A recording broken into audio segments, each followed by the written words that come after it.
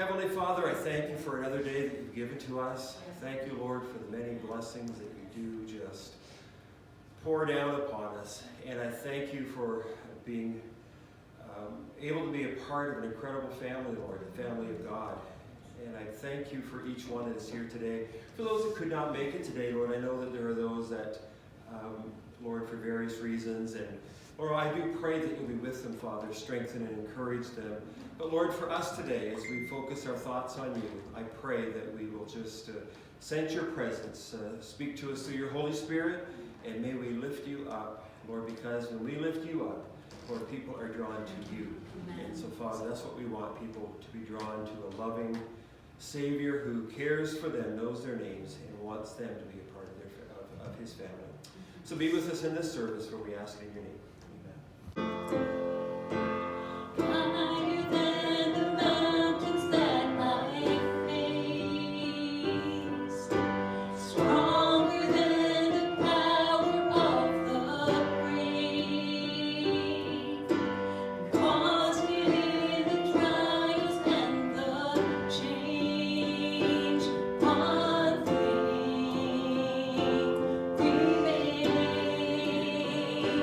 One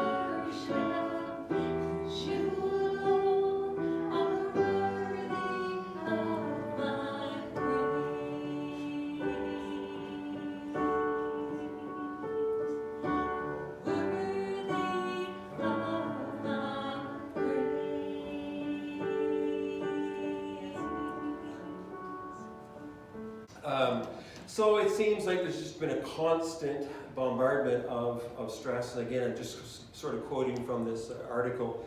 For the last 2 years, pandemic, everything else and stuff. People are worried about war increasing, cyber attacks. Even people have even said and mentioned this, World War III. These are things that people are worried about. So how can we respond to this as Christians, and what can we do? I have to say that I've been looking a lot at the book of Daniel, and I see that, and I've spoken, if you've been listening either to the online services or to coming, you'll remember that I have spoken a bit on the book of Daniel, but I found it so interesting, the book of Daniel, and I believe it gives some absolutely valuable insights, obviously, but valuable insights for today, right now. So we want to take a look at the book of Daniel, maybe even just a little bit of a whole overview of it, and what we can learn from the book of Daniel. Heavenly Father, we pray that in these next few moments, Lord, just open our ears and our hearts to receive from you. May we hear from you. May our hearts be softened, Lord, to receive the seeds that you want to plant into us.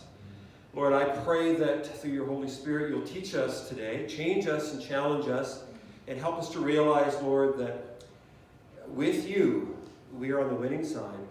With you we can live victoriously. It doesn't mean that things are always going to be easy, that things are always going to be on the mountaintop. But Lord, I believe in and with you that we can go from victory to victory to victory. Lord, I believe that we can see your hand move and minister, and you still are the answer for the world today. Help us, Lord, to live it, show it, and promote it. Father, for we ask it in your name. Amen. In Daniel chapter 1, verses 1 to 9. In the 3rd year of Jehoiakim, king of Judah, Nebuchadnezzar, king of Babylon, came to Jerusalem and besieged it. And the Lord delivered Jehoiakim, king of Judah, into the hands along with some of the articles from the temple of God. These he carried off to the temple of his God in Babylonia and put them in the treasure house of his God. Then the king ordered Aspenaz, chief of his court official, to bring into the king's service some of the Israelites from the royal family and the nobility. Young men without any physical defects, handsome, showing aptitude for every kind of learning, well-informed, quick to understand, and qualified to serve in the king's palace. He was to teach them the language and literature of the Babylonians. The king assigned them a daily amount of food and wine from the king's table. They were to be trained for 3 years, and after that they were entered into the king's service. Among these who were chosen were some from Judah: Daniel, Hananiah, Mishael, and Azariah. The chief officials gave them new names. To Daniel he gave Belteshazzar, Hananiah, Shadrach, and to Meshach, and to Azariah, Abednego. But Daniel refused to defile himself with the royal food and wine. He asked the chief official for permission not to defile himself in this way. Now God had caused the official to show favor and compassion to Daniel. Now that's just a little bit of an introduction. I mean, it would have been incredibly stressful for God's people at this time. Babylon had come in and conquered them. And not only did they conquer them, but they were going to be taking back some of the very best of the land, people back to Babylon, back to their way of doing things, and they wanted to, they were going to train them for 3 years. They were going to teach them the language. They were going to give them the food to eat. They were trying to deprogram them to get away from their God into their way of thinking. So if we were to say it today, they were trying to take them from the Christian life into the worldly life. And they were trying to do that. And you know what? That's still happening today. And so how, Daniel fits into us today. Stressful time. They were made to become, or tried to make them into Babylonians and to forget God, and they were persecuted. They were persecuted for their beliefs, for their way of living, and for their stance. So I'm thinking about this, and I'm thinking about what did Daniel do wrong that he deserved punished, to have this stressful situation placed upon him, taken from his home, ordered basically to ignore your God, become like us. What did he do? Nothing. What did the 3 Hebrew children do to deserve all the punishment? If you don't bow, we're going to throw you in the fiery furnace. What did they do? The only thing that they were guilty of was saying, we are not going to bow to the world. We're not going to bow to Nebuchadnezzar. We're not going to bow to this idol. And so persecution can happen to good people. It doesn't. Persecution is not, you're suffering persecution? Maybe there's sin in your life. I don't know. Not according to Daniel. They were taken into captivity The three Hebrew children, Shadrach, Meshach, and Abednego, were thrown into the fiery furnace, and Daniel was thrown into the lion's den. So, let me tell you this. It wasn't necessarily sunshine and lollipops. It was a difficult time. Blessed are those who are persecuted because of righteousness. If you just live a right life for God and you're persecuted, for yours is the kingdom of heaven. Blessed are those when people insult you, persecute you, and falsely say all kind of evil against you because of me. Rejoice and be glad, because great is your reward in heaven. For in the same way they persecuted the prophets who were before you. Just by being a Christian doesn't mean that we don't and will not suffer persecution. The Message Bible puts it this way, Matthew 5 and 10. You are blessed when your commitment to God provokes persecution. This persecution will drive you even deeper and deeper into God's kingdom. I like that. I like that. I mean, we know what happened to the three Hebrew children, and the reason that they were persecuted is because they wouldn't bow down to this idol. Everybody was to do it. Everybody was to bow down. Now, I ask you the question, what would have been wrong if they had said, well, we don't want to draw any attention to ourselves, so we'll bow down, but in our hearts we're not really bowing down. You know, and we're going to go home and we're just going to say, oh God, please forgive me for that. I shouldn't have done that, but I did. But I didn't want to draw any attention. I didn't want to. But these people were willing. They knew the consequences. And what happened? What happened? Well, God was with them. Nebuchadnezzar, after they came out of the fiery furnace, he said, praise be to the God of Shadrach, Meshach, and Abednego, who sent his angels to rescue his servants. They trusted in him, and they defied the king's commands, and were willing to give up their lives rather than to serve and worship any gods except their own God. Wow. Therefore, I decree that the people of any nation or language who say anything against the God of Shadrach, Meshach, and Abednego be cut into pieces, and their houses be turned into a pile of rubble, and that no other God can save in this way. Now, I don't know whether you can legislate being a Christian, because Nebuchadnezzar did not. He did not necessarily change, and the nation of Babylon did not necessarily change. But I look at that and I think, wow, what can I learn from this? Well, if you stand for God, then God's presence is going to be with you. If you stand for God, his presence will be with you. He protected them, and God's name was honored. Well, let's go down a bit further. Persecution. Daniel. What happened to Daniel? Why was he persecuted? What was his major offense? And it was, he prayed. He prayed. Now, that decree was given for the whole month. That if anybody prayed to any other god or any other person other than Darius, that they would be thrown into the lion's den. Now, wouldn't you think, Daniel could have said, well, God, you know, I'm here and faithfully serving, I love you, you're my God.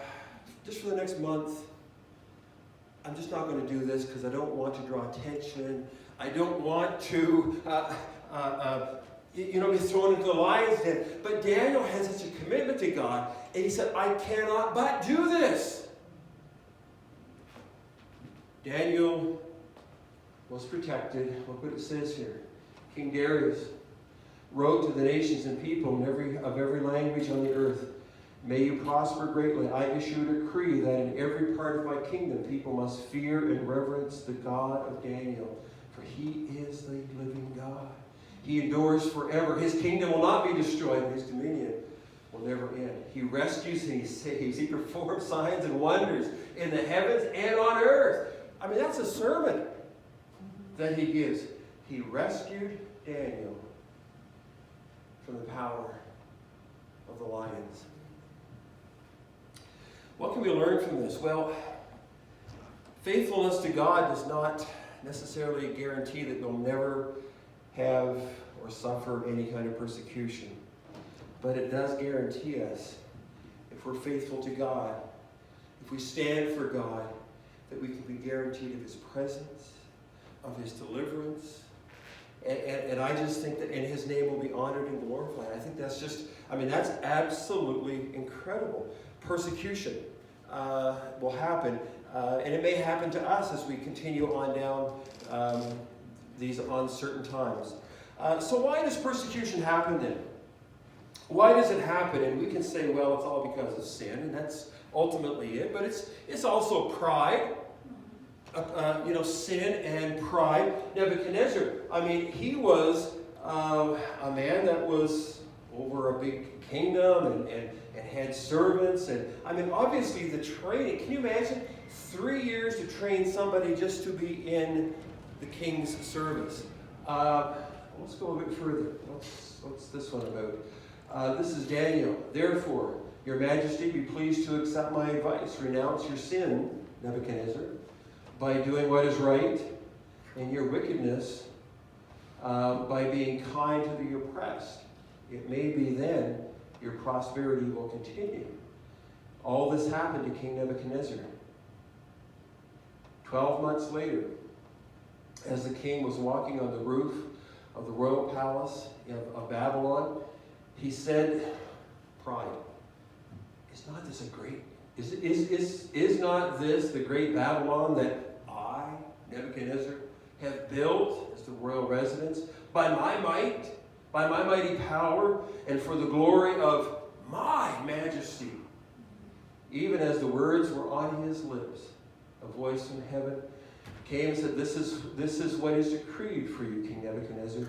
Your royal authority has been taken from you. You will be driven away from the people, and you will live with the wild animals. You will eat the grass like an ox. 7 times will pass by for you until you acknowledge the Most High is sovereign over all the kingdoms on the earth, and gives them to anyone he wishes. Nebuchadnezzar, and we know what happened, that he became literally a beast. And so from the book of Daniel, as I was looking at this, I thought, that's it right there.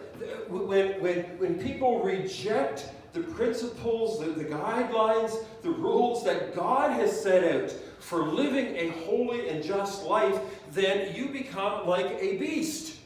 And we think of people, we think of Putin today. Can you imagine? Willfully bombing hospitals and innocent people and people being killed. And when you take another person's life, you truly go down to an animalistic lifestyle. Nebuchadnezzar, he became a beast. What about Belshazzar? King Belshazzar gave a great banquet for thousands of his nobles and drank wine with him. And when Belshazzar was drinking wine, he gave orders to bring the gold and silver goblets that Nebuchadnezzar, his father, had taken from the temple in Jerusalem, sacred items, so that the kings and the nobles, his wives and his concubines might drink them. So they brought them these goblets that had been taken from the temple of God in Jerusalem, the king and his nobles, his wives, his concubines, and they drank them. And as they drank, as they drank wine, they praised the God of gold, silver, bronze, iron, wood, and stone. What a prideful person. And right after this, what happened? There was a finger that did writing on the wall. And this old king, Belshazzar, said, well, what's this mean? Just get somebody. And Daniel came in and basically said, judgment is coming for you. Do you realize that night, after this incredible party that they're having, where they're treating the sacred things of God in such an immoral way and praising the God of gold, silver, bronze, do you know what happened to him? He was stabbed, and he died that night. Why does persecution happen?